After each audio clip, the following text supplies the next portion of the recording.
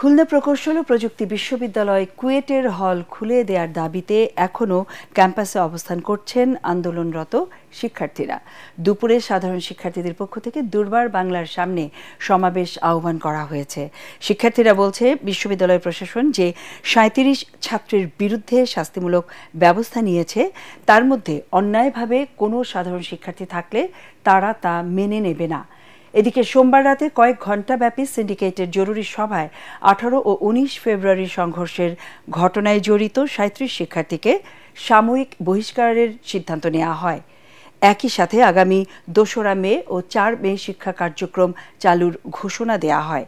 এই সিদ্ধান্তের পরেও শিক্ষার্থীরা হল খোলার দাবিতে ক্যাম্পাস ত্যাগ না করে প্রশাসনিক ভবনের চত্বরের সামনে দ্বিতীয় দিনের মতো অবস্থান করে রাত কাটায়।